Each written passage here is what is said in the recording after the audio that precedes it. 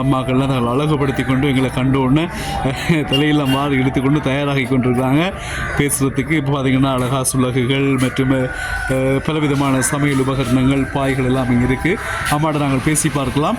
நிகழ்ச்சி வந்து தெரிஞ்சா சொல்லுங்கள். நர்மதா கோல்டு என்ற அனுசரணையோட இந்த நிகழ்ச்சி நாங்கள் சொன்னாக பொது சந்தைக்குள்ளே நடத்துகிறோம். ஓகே, நிகழ்ச்சிக்கு போகலாம். முதல்ல அம்மாவோட பேசி பார்க்கலாம். அம்மா பேர் என்னம்மா?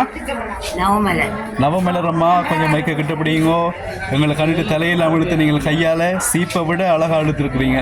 பாப்போம்மா, அவருக்கா சிரிச்சு விடுங்க, அவருக்கா சிரிங்கம்மா. ஆமாம், ரைட், சூப்பர்.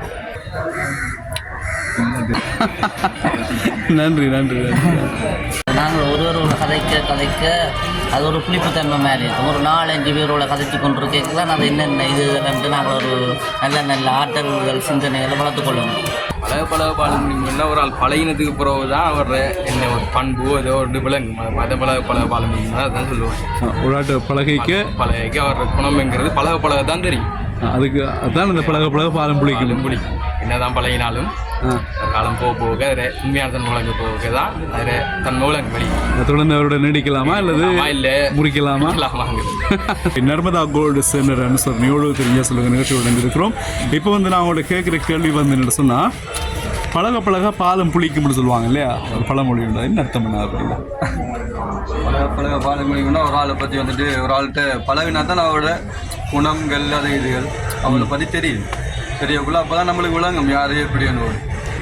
ரைட். அப்போ ஒருவரோட நாங்கள் பழகி அவற்றை குணங்கள் அறிஞ்சு கொள்வது தான் பழக பாலம் புளிக்கும். கடைசியாக அவளை பற்றி புரிஞ்சதுக்கு பிறகு அவள் தேவையில்லை என்னோட்டு விட்டுட்டு பேசிடுவோம். அவங்களையா அவளையா? அவளே இல்லை அவங்கள அவர்களோட பழகி அவங்களோட குணங்கள் எல்லாத்தையும் நாங்கள் புரிஞ்சு கொண்டா பிறகு அவங்கள தேவையில்லைன்னு விட்டு விடுறோம். பழக பாலம் புளிக்கும்னா என்ன அர்த்தம்? பழக பாலம் புளிக்கும் என்றால்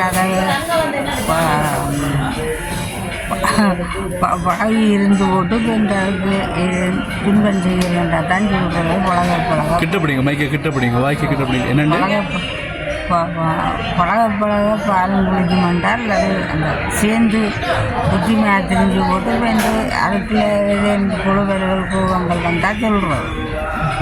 சேர்ந்து தெரிஞ்சு போட்டு கொழுவல்களை ஏற்படுத்துறது தான் பழக பாலம் குளிக்கும்.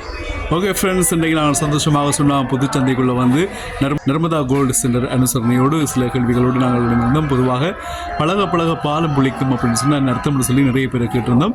எல்லோரும் சரியான பதிலை சொல்லியிருந்தாங்க. நான் முழுமைப்படுத்துறதுக்கு தான் கொஞ்சம் யோசிச்சிருந்தாங்க.